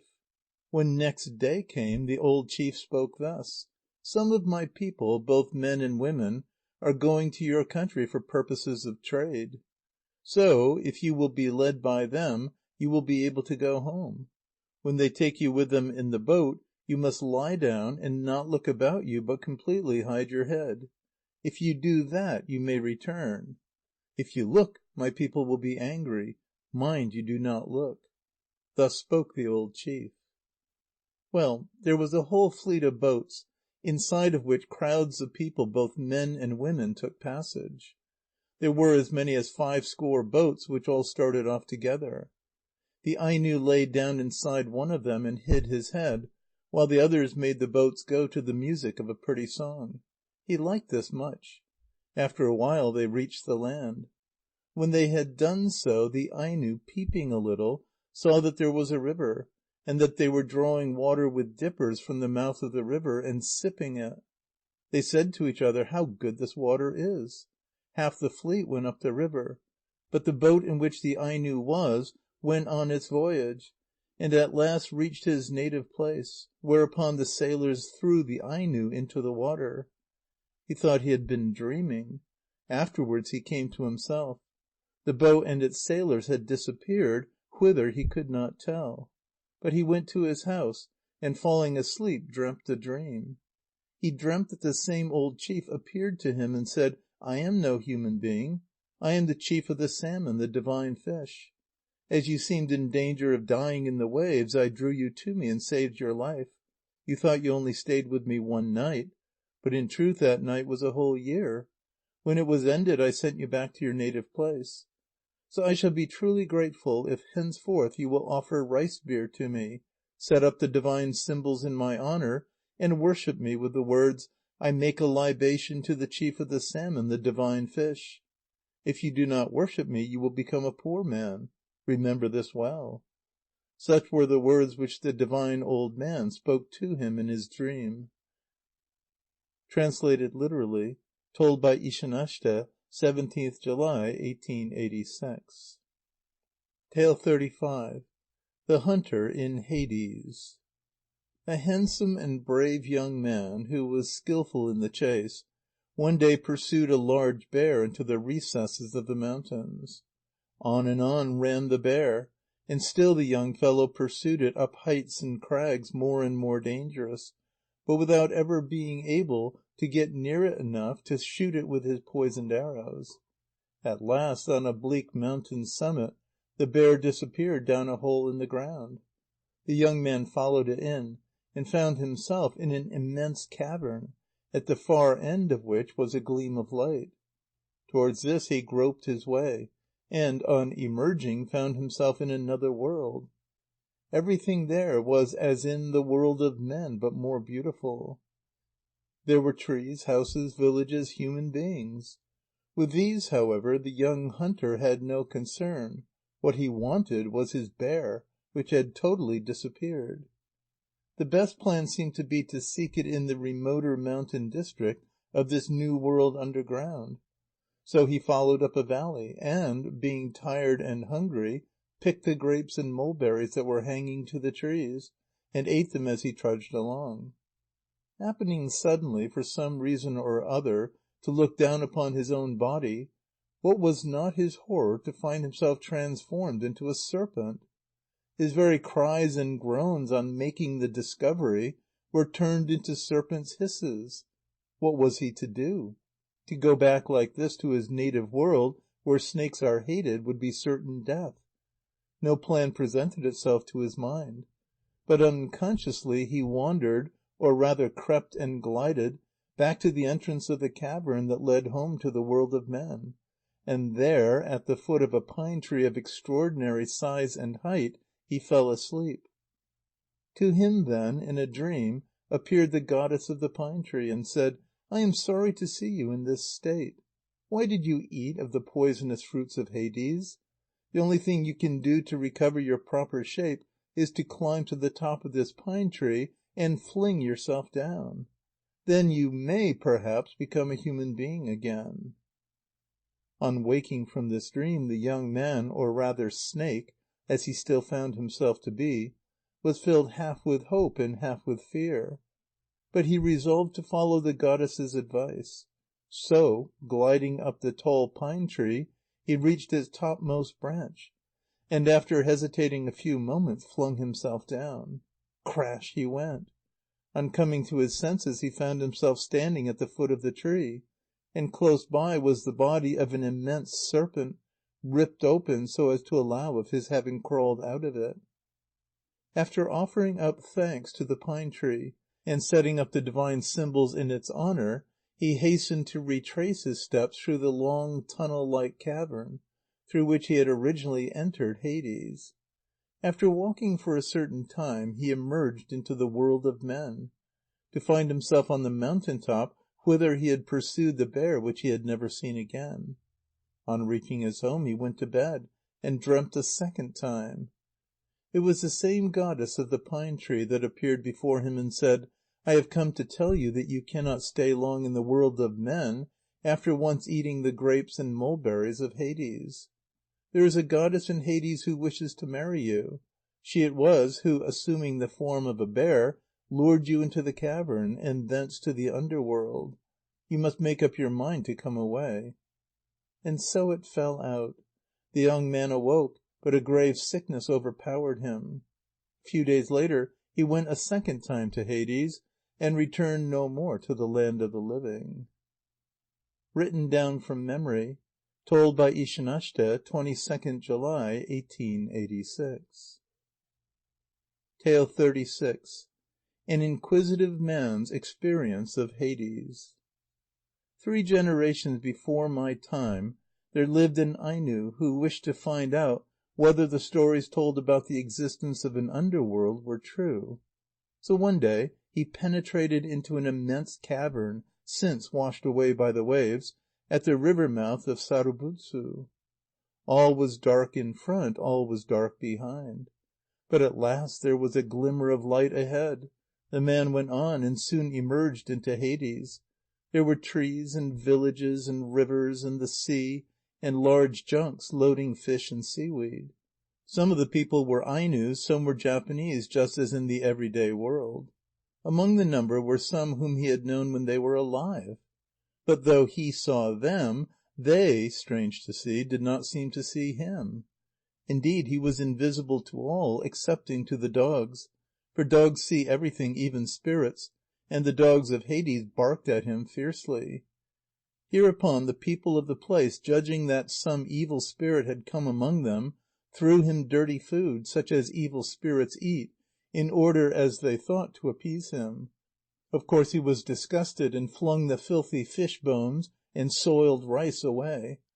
But every time that he did so, the stuff immediately returned to the pocket in his bosom, so that he was greatly distressed. At last, entering a fine-looking house near the beach, he found his father and mother, not old, as they were when they died, but in the heyday of youth and strength. He called to his mother, but she ran away trembling. He clasped his father by the hand and said: "Father, don't you know me? Can't you see me? I am your son." But his father fell yelling to the ground. So he stood aloof again, and watched how his parents and the other people in the house set up the divine symbols, and prayed in order to make the evil spirit depart. In his despair at being unrecognized, he did depart, with the unclean offerings that had been made to him still sticking to his person, notwithstanding his endeavours to get rid of them. It was only when after passing back through the cavern he had emerged once more into the world of men, that they left him free from their pollution. He returned home, and never wished to visit Hades again. It is a foul place. Written down from memory. Told by Ishanashte, 22nd July, 1886. XXXVII. The Child of a God. There was a very beautiful woman who was still without a husband. A man had already been fixed upon to become her husband, but he had not yet lain with her. Nevertheless, the woman suddenly was with child. For this reason she was greatly surprised. As for other people, they thought thus: "She has probably become with child through lying with some other man." That was what other people said. The man who was to be her husband was very angry, but he could not know whence it was that she was with child. Then she was delivered. She bore a little snake. She was greatly ashamed. Her mother took the little snake, went out, and spoke thus with tears: "What god has deigned to beget a child in my daughter? Though he should deign to beget one, it would, at least, be well if he had begotten a human child. But this little snake we human beings cannot keep. As it is the child of the god who begot it, he may as well keep it." So saying, she threw it away. Then the old woman went in. This being so, afterwards there was the noise of a baby crying. The old woman went out and looked. It was a nice baby. Then the old woman carried it in. The woman who had given birth to the child rejoiced with tears. Then the baby was found to be a boy, and was kept. Gradually he grew big. After a time he became a man. Then, being a very fine man, he killed large numbers both of deer and of bears. The woman who had given birth to him was alone astonished. What had happened was that, while she slept, the light of the sun had shone upon her through the opening in the roof. Thus had she become with child. Then she dreamt a dream which said: "I, being a god, have given you a child because I love you. When you die, you shall truly become my wife. Your and my son, when he gets a wife, shall have plenty of children." The woman dreamt thus, and worshipped. Then that son of hers, when pursued by the bears, could not be caught. He was a great hunter, a very rich man. Then the woman died without having had a human husband. Afterwards her son, getting a wife, had children, and became rich. His descendants are living to this day. Translated literally. Told by Penri, 21st July, 1886. End of Part 4, Section 1. Recording by Expatriate in Bangor, Maine.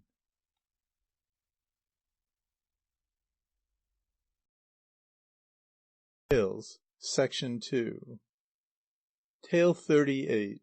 Buying a Dream. A certain thickly populated village was governed by 6 chiefs, the oldest of whom lorded it over the other 5. One day he made a feast, brewed some rice beer, and invited the other 5 chiefs, and feasted them. When they were departing, he said: "To‐morrow each of you must tell me the dream which he shall have dreamt overnight, and if it is a good dream, I will buy it." So next day 4 of the chiefs came and told their dreams. But they were all bad dreams, not worth buying. The 5th, however, did not come, though he was waited for at first, and then sent for several times. At last, when brought by force, he would not open his lips. So the senior chief flew into a rage, and caused a hole to be dug in front of the door of his own house, and had the man buried in it up to his chin, and left there all that day and night.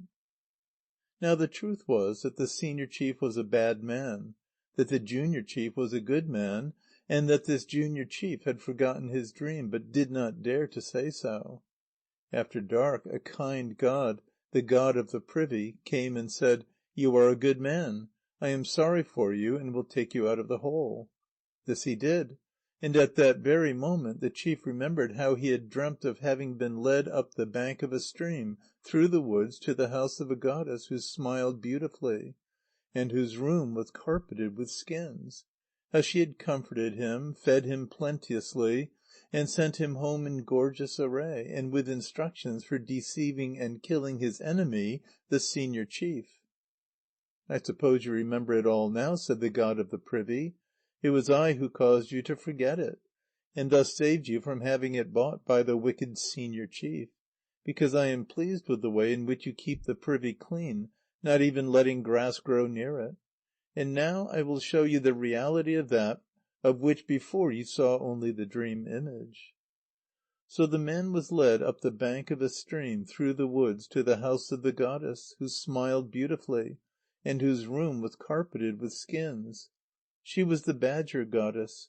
She comforted him, fed him plenteously, and said: "You must deceive the senior chief, saying that the god of door‐posts, pleased at your being buried near him, took you out and gave you these beautiful clothes. He will then wish to have the same thing happen to him."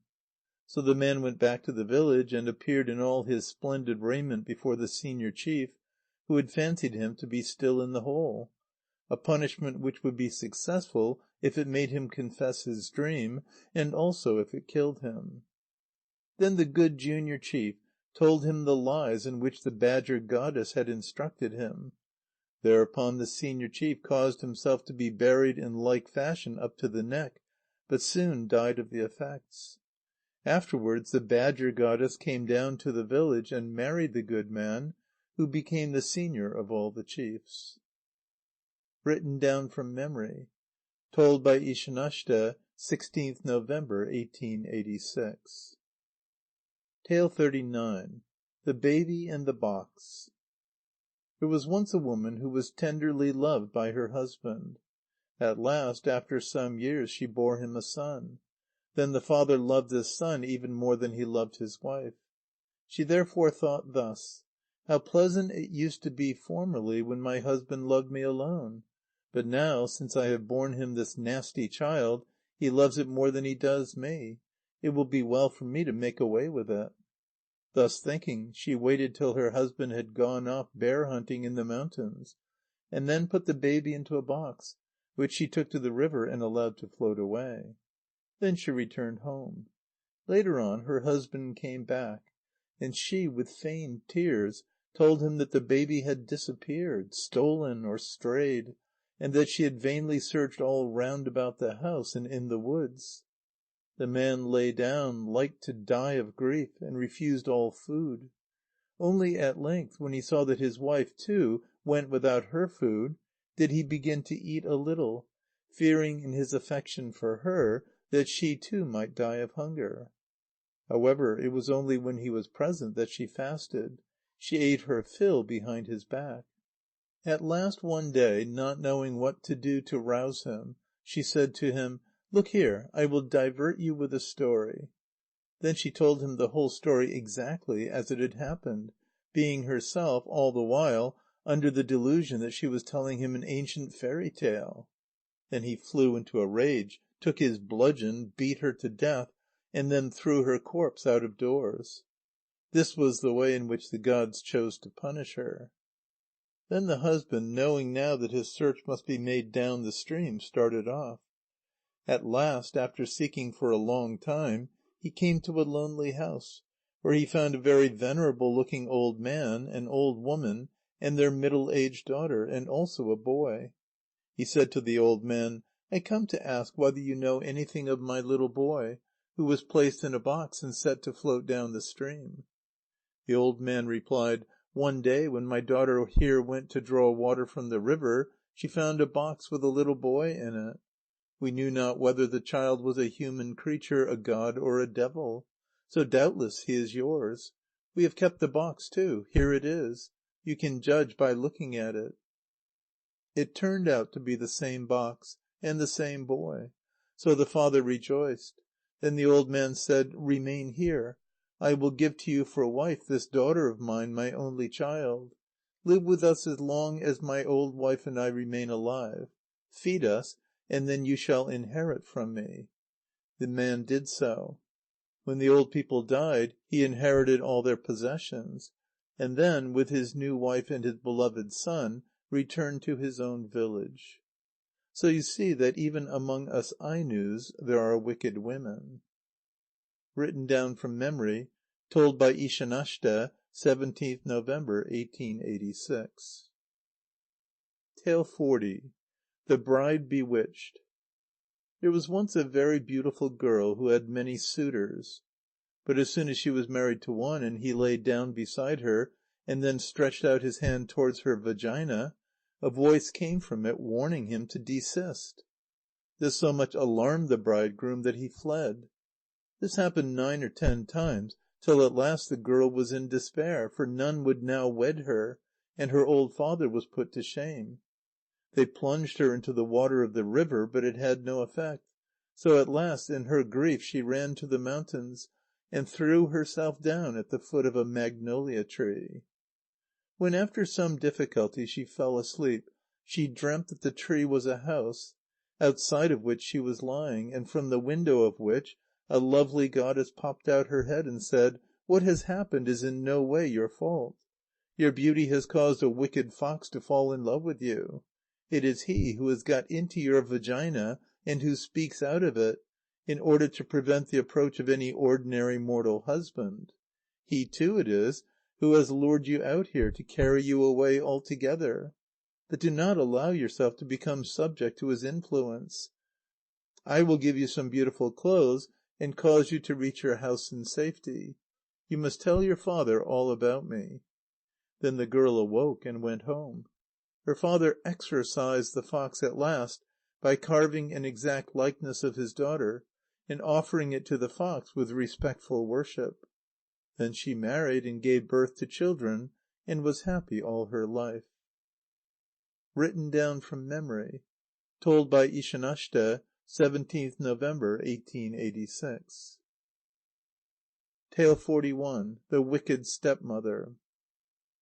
In ancient days, when men were allowed to have several wives, a certain man had two, one about his own age, the other quite young, and he loved them both with equal tenderness.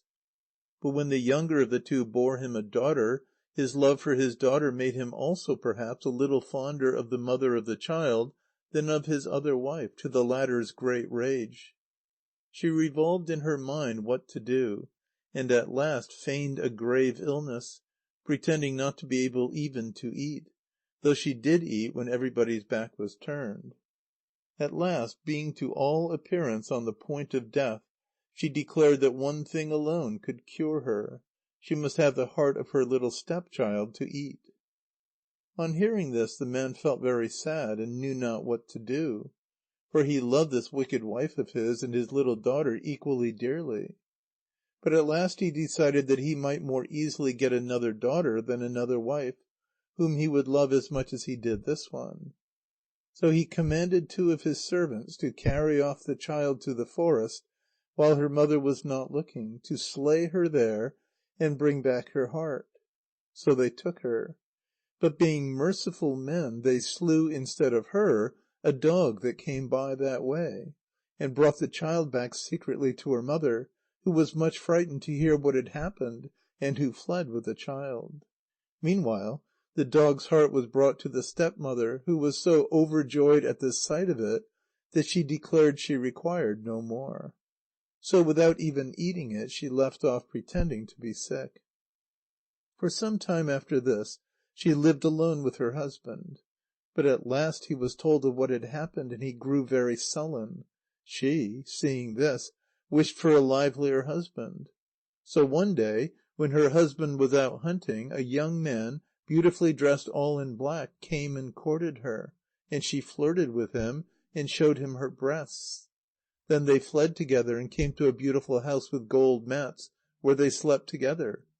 But when she woke in the morning, it was not a house at all, but a rubble of leaves and branches in the midst of the forest. And her new husband was nothing but a carrion crow, perching overhead, and her own body, too, was turned into a crow's, and she had to eat dung. But the former husband was warned in a dream to take back his younger wife and his child, and the three lived happily together ever after. From that time forward, most men have left off the bad habit of having more than one wife. Written down from memory. Told by Ishanashte, November 1886. Tale 42. The Clever Deceiver. A long, long time ago there was a rascal who went to the mountains to fetch wood. As he did not know how to amuse himself, he climbed to the top of a very thick pine tree. Having munched some rice, he stuck it about the branches of the tree, so as to make it look like bird's dung. Then he went back to the village, to the house of the chief, and spoke thus to him: "I have found a place where a beautiful peacock has its nest. Let us go there together. Being such a poor man, I feel myself unworthy of going too near the divine bird. You, being a rich man, should take the peacock. It will be a great treasure for you. Let us go." So the chief went there with him. When the chief looked, there truly were many traces of bird's dung near the top of the tall pine tree. He thought the peacock was there. So he said: "I do not know how to climb trees. Though you are a poor man, you do know how to do so. So go and get the peacock, and I will reward you well. Go and get the divine peacock." So the poor man climbed the tree. When he was half way up, he said: "Oh, sir, your house seems to be on fire." The chief was much frightened. Owing to his being frightened, he was about to run home. Then the rascal spoke thus: "By this time your house is quite burnt down. There is no use in your running there." The rich man thought he would go anywhere to die. So he went towards the mountains. After he had gone a short way, he thought thus: "You should go and see even the traces of your burnt house." So he went down there. When he looked, he found that his house was not burnt at all. He was very angry, and wanted to kill that rascal. Then the rascal came down. The chief commanded his servants, saying: "You fellows! This man is not only poor, but a very badly behaved deceiver. Put him into a mat, and roll him up in it without killing him. Then throw him into the river. Do this." Thus spoke the chief. The servants put the rascal into the mat, and tied it round tight.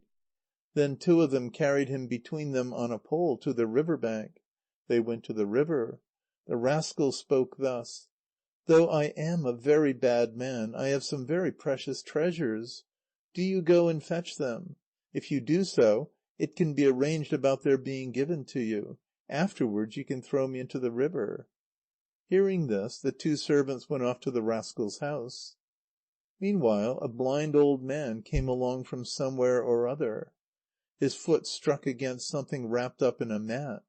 Astonished at this, he tapped it with his stick. Then the rascal said: "Blind man, if you will do as I tell you, the gods will give you eyes, and you will be able to see. So do so. If you will untie me and do as I tell you, I will pray to the gods, and your eyes will be opened." The blind old man was very glad. He untied the mat, and let the rascal out. Then the rascal saw that, though the man was old and blind, he was dressed very much like a god. The rascal said: "Take off your clothes and become naked, whereupon your eyes will quickly be opened." This being so, the blind old man took off his clothes. Then the rascal put him naked into the mat, and tied it round tight. Then he went off with the clothes and hid. Shortly afterwards the two men came and said: "You rascal, you are truly a deceiver. So, though you possess no treasures, you possess plenty of deceit. So now we shall fling you into the water." The blind old man said: "I am a blind old man. I am not that rascal. Please do not kill me." But he was forthwith flung into the river. Afterwards the two men went home to their master's house. Afterwards the rascal put on the blind old man's beautiful clothes. Then he went to the chief's house and said: "My appearance of misbehaviour was not real. The goddess who lives in the river was very much in love with me. So she wanted to take and marry my spirit, after I should have been killed by being thrown into the river. So my misdeeds are all her doing. Though I went to that goddess, I felt unworthy to become her husband, because I am a poor man. I have arranged so that you, who are the chief of the village, should go and have her, and I have come to tell you so. That being so, I am in these beautiful clothes because I come from the goddess." Thus he spoke.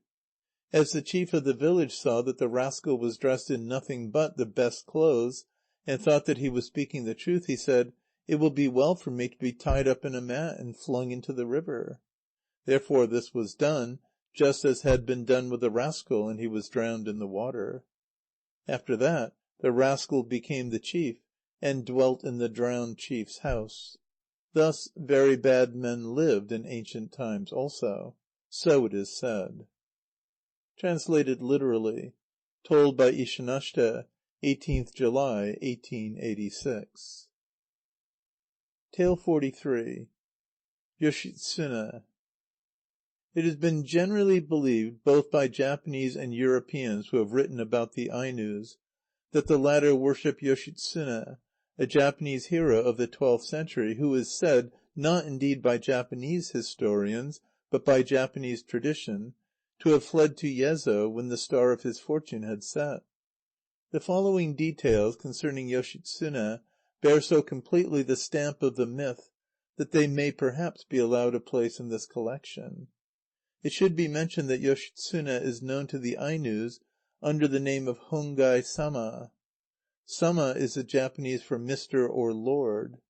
Hongai is the form in which, according to a regular law of permutation affecting words adopted into Aino from Japanese, the word Hogwan, which was Yoshitsune's official title, appears. The name of Hongai Sama is, however, used only in worship, not in the recounting of the myth. Mr. Batchelor, whose position as missionary to the Ainos must give his opinion great weight in such matters, thinks that the Ainos do not worship Yoshitsune. But I can only exactly record that which I was told myself. Okikurumi, accompanied by his younger sister Tureshi, had taught the Ainos all arts, such as hunting with the bow and arrow, netting and spearing fish, and many more, and himself knew everything by means of two charms or treasures. One of these was a piece of writing, the other was an abacus, and they told him whence the wind would blow, how many birds there were in the forest, and all sorts of other things. One day there came, none knew whence, a man of divine appearance, whose name was unknown to all. He took up his abode with Okikurumi, and assisted the latter in all his labour with wonderful ability. He taught Okikurumi how to row with two oars instead of simply poling with one pole, as had been usual before in Aino land. Okikurumi was delighted to obtain such a clever follower, and gave him his sister Tureshi in marriage, and treated him like his own son. For this reason the stranger got to know all about Okikurumi's affair, even the place where he kept his two treasures. The result of this was that one day, when Okikurumi was out hunting in the mountains, the stranger stole these treasures, and all that Okikurumi possessed, and then fled with his wife Tureshi in a boat, of which they each pulled an oar. Okikurumi returned from the mountains to his home by the seaside, and pursued them alone in a boat, but could not come up to them, because he was only one against two. Then Tureshi excreted some large fœces in the middle of the sea, which became a large mountain in the sea, at whose base Okikurumi arrived. But so high was it that Okikurumi could not climb over it. Moreover, even had not the height prevented him, the fact of its being nothing but filthy fœces would have done so. As for going round either side of it, that would have taken him too much out of the way. So he went home again, feeling quite spiritless and vanquished, because robbed of his treasures. This is the reason why, ever since, we Ainos have not been able to read. Written down from memory. Told by Ishanashte, 25th November, 1886. End of Part 4. Recording by Expatriate in Bangor, Maine.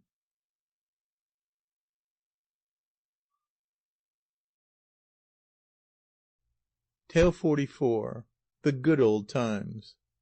In ancient days rivers were very conveniently arranged. The water flowed down one bank and up the other, so that you could go either way without the least trouble. Those were the days of magic. People were then able to fly 6 or 7 miles, and to light on the trees like birds when they went out hunting. But now the world is decrepit, and all good things are gone. In those days people used the fire drill. Also, if they planted anything in the morning, it grew up by midday. On the other hand, those who ate of this quickly produced grain were transformed into horses. Written down from memory. Told by Ishanashte, November 1886. Tale 45. The Old Man of the Sea. The Old Man of the Sea, Atui Koro Ekashi, is a monster able to swallow ships and whales. In shape it resembles a bag, and the suction of its mouth causes a frightfully rapid current. Once a boat was saved from this monster by one of the 2 sailors in it flinging his loincloth into the creature's open mouth. That was too nasty a morsel for even this monster to swallow, so it let go its hold of the boat. Written down from memory. Told by Ishanashte, July 1886. Tale 46. The Cuckoo. The male cuckoo is called kakok, the female tutut. Both are beautiful birds and live in the sky. But in spring they come down to earth to build their beautiful bottle-shaped white nests. Happy the man who gets one of these nests and lets no one else see it. He will become rich and prosperous. Nevertheless, it is unlucky for a cuckoo to light on the window-sill and look into the house, for disease will come there. If it lights on the roof, the house will be burnt down. Written down from memory. Told by Penri, 16th July, 1886. Tale 47. The Horned Owl. There are 6 owls, brethren. The eldest of them is only a little bigger than a sparrow. When perching on a tree, it balances itself backwards, for which reason it is called the faller backwards. The youngest of the 6 has a very large body. It is a bird which brings great luck. If any one walks beneath this bird, and there comes the sound of rain falling on him, it is a very lucky thing, for such a man will become very rich. For this reason the youngest of the 6 owls is called Mr. Owl. The rain here mentioned is supposed to be a rain of gold from the owl's eyes. Translated literally. Told by Penri, 16th July, 1886. Tale 48. The Peacock in the Sky. A cloudless sky has a peacock in it, whose servants are the eagles. The peacock lives in the sky and only descends to earth to give birth to its young. When it has borne one, it flies back with it to the sky. Written down from memory. Told by Penri, July 1886, and by Ishanashte, November 1886. Tale 49. Trees turned into bears. The rotten branches or roots of trees sometimes turn into bears. Such bears as these are termed Payep Kamui, that is, divine walking creatures, and are not to be killed by human hand. Formerly they were more numerous than they are now, but they are still sometimes to be seen. Written down from memory. Told by Penri, July 1886. Tale 50. Coition. The Ainus think it very unlucky for the woman to move ever so slightly during the act of coition. If she does so, she brings disasters upon her husband, who is sure to become a poor man. For this reason the woman remains absolutely quiet, and the man alone moves. Written down from memory. Told by Penri, July 1886. Tale 51. Birth and Naming. Before birth, clothes are got ready for the expected baby, who is washed as soon as born. The divine symbols are set up, and thanks are offered to the gods. Only women are present on the occasion. Generally in each village there are 1 or 2 old women who act as midwives.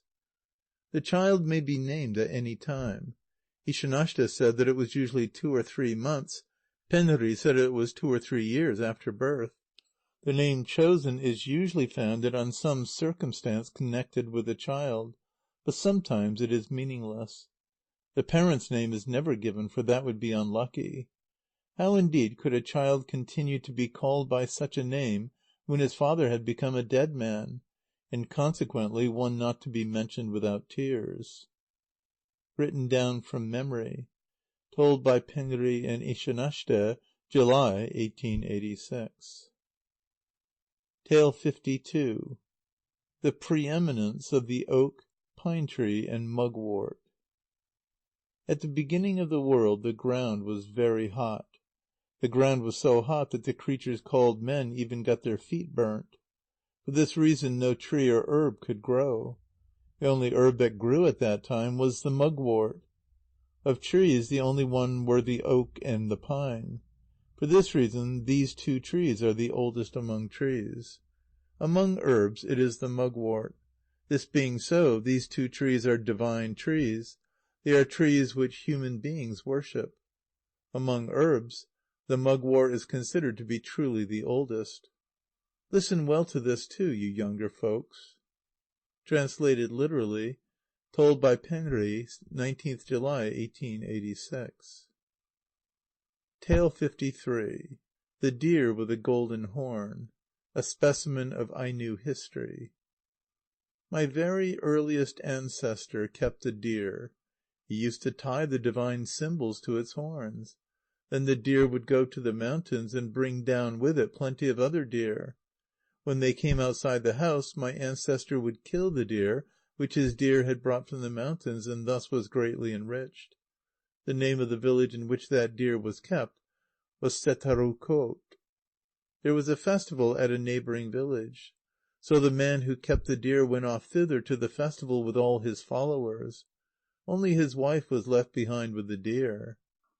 Then a man called Tun-o-wu-ush, that is, as tall as two men, from the village of Shipichara, being very bad-hearted, came in order to steal that deer. He found only the deer and the woman at home. He stole both the woman and the deer, and ran away with them. So the man who kept the deer, becoming angry, pursued after him to fight him. Being 3 brothers in all, they went off all 3 together. So Tun-o-wu-ush invoked the aid of the whole neighbourhood.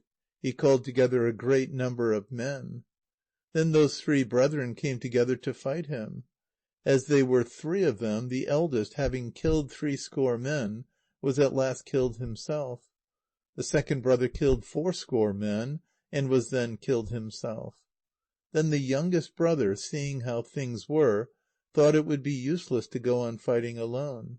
For this reason he ran away. Having run away, he got home.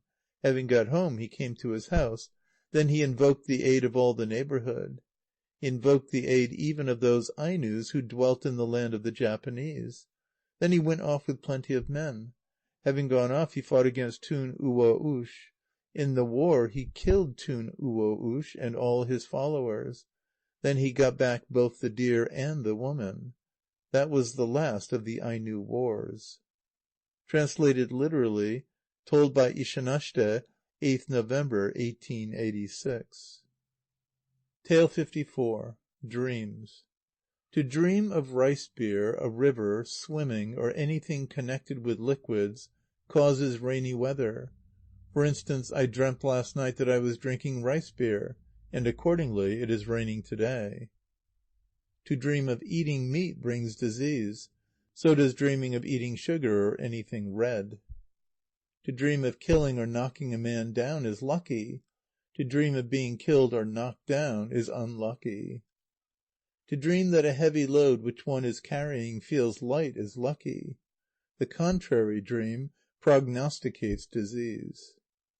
To dream of a long rope which does not break, and in which there are no knots even when it is wound up, is lucky, and prognosticates victory. To dream of flying like a bird and perching on a tree prognosticates rain and bad weather. When a man is about to start off hunting, it is very lucky for him to dream of meeting a god in the mountains, to whom he gives presents and to whom he makes obeisance. After such a dream he is certain to kill a bear. To dream of being pursued with a sharp weapon is unlucky. To dream that one is wounded and bleeding freely is a good omen for the chase. To dream of the sun and moon is probably unlucky, especially if one dreams of the waning moon. But it is not unlucky to dream of the new moon. To dream of a bridge breaking is unlucky, but to dream of crossing a bridge in safety is lucky.